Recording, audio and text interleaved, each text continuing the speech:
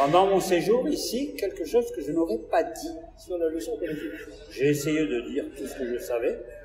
Bon, il est bien entendu que de temps en temps, il y a des petits trucs qui me reviennent, que je vais sortir dans des leçons, des petits procédés pédagogiques collectifs.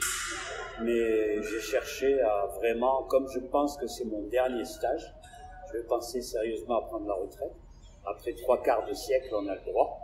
Et je pense que j'ai essayé de donner mon maximum. J'ai essayé de donner au maître d'armes canadien le maximum de ce que j'ai pu faire, de ce que j'ai réalisé et essayé en leçon collective et qui a rapporté de bons résultats.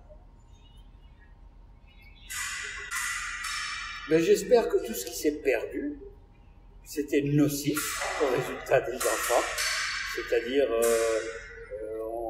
on avait un petit peu, je vois autour de moi dans la leçon individuelle, des automates qui sont là pour se faire toucher et qui ne vont pas offrir la touche que l'élève a le droit de gagner, mais on lui offre toute faite.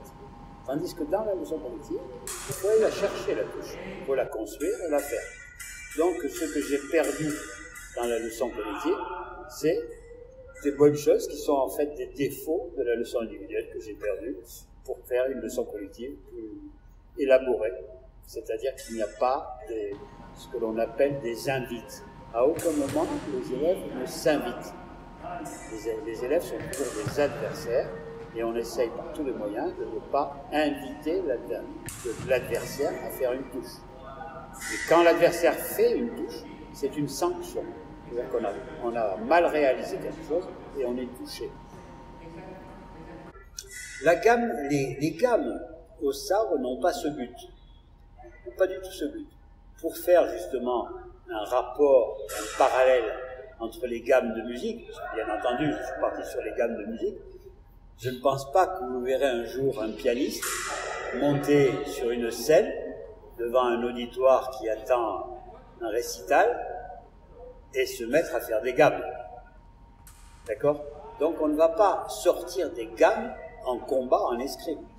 Les gammes ne sont qu'un procédé pédagogique. C'est un procédé pédagogique pour arriver à jouer correctement de la musique. C'est un procédé pédagogique en musique pour arriver à jouer correctement dans la musique. Eh bien, on va faire le parallèle.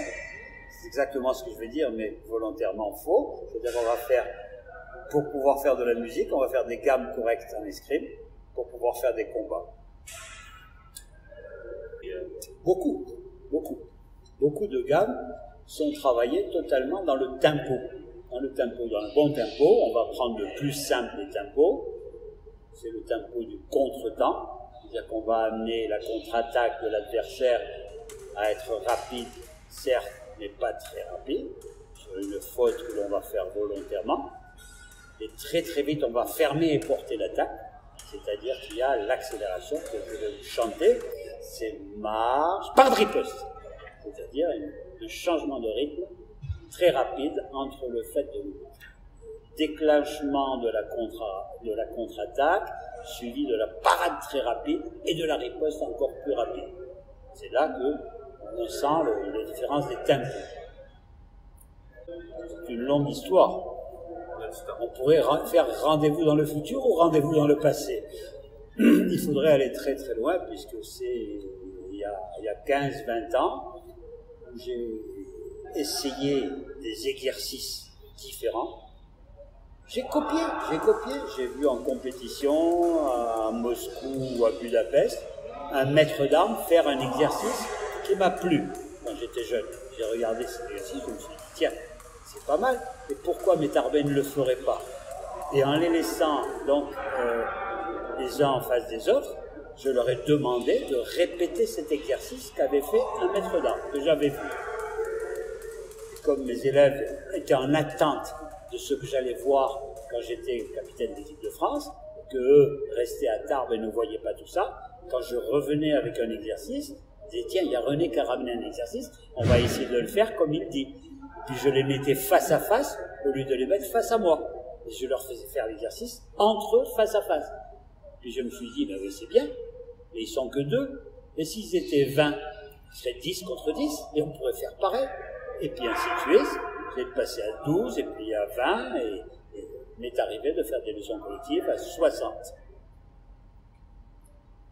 Toujours. Les 10 premières années, je le reconnais, ce sont mes élèves, mes meilleurs élèves, les plus grands, qui sont maintenant des pères, à la limite d'être grands-pères, qui m'ont aidé à corriger les gammes en y apportant des améliorations. Au fur et à mesure, on sentait que cette gamme n'était pas efficace. C'était un exercice pédagogique, certes, mais ça pouvait déclencher une erreur d'adaptation après sur l'assaut, c'est-à-dire déclencher une faute technique de l'élève. Hop, on les supprimait ou on les arrangeait en doublant la touche ou autre. Voilà. J'ai essayé de ne pas trop tomber dans ce travers. C'est-à-dire que tout le monde a dit hop là, on passe au sabre électrique, donc il faut changer notre méthode de travail. Et moi je me suis dit, ben non, c'est pas vrai, parce que la technique de base, elle restera toujours la même. Et j'ai eu raison, puisque je n'ai pas changé, et c'est encore le même escrime que nous faisons, malgré que ce soit le sabre électrique. Mais je vais beaucoup plus loin, puisque je suis maintenant un passionné d'histoire. Il est certain que l'escrime que nous faisons actuellement, c'est une escrime qui a été étudiée par des gens qui jouaient leur vie en permanence. Et elle a été mise sur papier par des gens qui ont écrit des méthodes, par des gens qui préparaient des duellistes. Il les préparait pas à la mort, il les préparait, si possible, à gagner. Donc, des savants se sont penchés sur l'escrime pour en faire une escrime la plus pointue qui soit, c'est à le dire. Et depuis, nous pratiquons la même escrime. L'escrime qui a été étudiée du temps des mousquetaires, lorsque l'on a abandonné la cuirasse en métallique, c'est-à-dire l'armure. À partir du moment où on a abandonné l'armure, on s'est retrouvé face à des mousquets, d'où le terme mousquetaire bien sûr, à des mousquets qui pouvaient aller beaucoup plus vite qu'une attaque de chevalier à l'époque avec les lances et les grandes épées à deux mains. On s'est retrouvé face à face, sans armure, avec une arme légère, la rapière. Et avec la rapière, il a fallu inventer une escrime intelligente, parce qu'il y avait deux affrontements de deux personnes intelligentes l'une contre l'autre, et des gens intelligents essaient de trouver des techniques les plus intelligentes, les plus élaborées possibles. C'est toujours la même chose. Nous pratiquons en 2018 la même escrime qu'a fait Pacheco de Narvaez en Espagne en 1700, puisque c'est le premier homme à avoir écrit un livre d'escrime. L'escrime individuelle, à l'époque où j'ai attaqué l'escrime à table, s'enseignait donc au plastron et s'enseignait d'une manière payante, bien sûr, en leçon individuelle. Moi, quand je suis passé en leçon collective, en prenant énormément de gens en leçon collective, il est bien entendu que leur cotisation était réduite d'autant de nombre qu'il y avait de membres prenant la leçon collective. C'est-à-dire que la personne qui payait une cotisation mensuelle avait le droit à 10 fois plus de leçons en prenant le collectif qu'en leçon individuelle. Puisque en leçon collective, on peut en 1 heure faire travailler 60 personnes. Si en 1 heure on prenait 60 personnes à la leçon individuelle, ça ferait exactement 1 minute chacun, n'est-ce pas? Alors, mettons 30 personnes auraient le droit à 2 minutes chacun. C'est un plus aussi. C'est un plus. Comme dans tous les problèmes, dès qu'il y a un problème, on peut se servir des problèmes pour améliorer tout ce qu'il y a de vous dans la vie. Le moindre problème que l'on peut avoir, même en dehors de l'escrime, il faut s'en servir, ça permet de s'améliorer. Toujours. C'est toujours des leçons. Donc, quand on a des groupes différents, totalement différents, des valeurs différentes, on va pouvoir travailler avec certaines personnes des attaques très simples, parce qu'ils ne sont pas encore très compliqués dans leur jeu. Et puis, avec les plus forts, on va pouvoir travailler un peu l'escrime un peu plus élaboré. Et ça amène, je le dis toujours, le groupe à évoluer vers le plus fort. Je déteste certaines pédagogies modernes qui qui veulent absolument lancer le tout le monde il est bon, tout le monde il est gentil, et on va essayer d'adapter le groupe général au plus faible, pour après monter vers le plus fort. Je ne suis pas d'accord. Je crois que dès le début, on peut essayer de stabiliser vers le moyen, pour que tout le monde aille au minimum vers le moyen, pour aller vers le plus fort, le plus vite possible. Voilà pourquoi on peut avoir des groupes différents. C'est toujours très intéressant, parce que le bon a toujours envie de donner un petit peu son savoir à celui qui est moins bon. C'est le système de parrainage, c'est très important. Ils n'ont à aucun moment à se sentir tout seuls, même s'ils sont les meilleurs, s'ils sont champions olympiques, par exemple. J'ai eu la chance d'avoir cette médaille au jeu. Les meilleurs, qu'est-ce qu'ils peuvent faire? Ils peuvent essayer d'être toujours le meilleur l'année suivante. D'accord? C'est-à-dire que quand on est très fort, il y a une solution. On peut se dire, ben voilà, j'ai assez fait, maintenant je relâche un peu. C'est très bien, pourquoi pas, si on a un âge à tourner la page et à arrêter. Mais si on est encore jeune et que l'on a envie de se donner un petit peu de plaisir, on a envie de rester quand même dans le meilleur.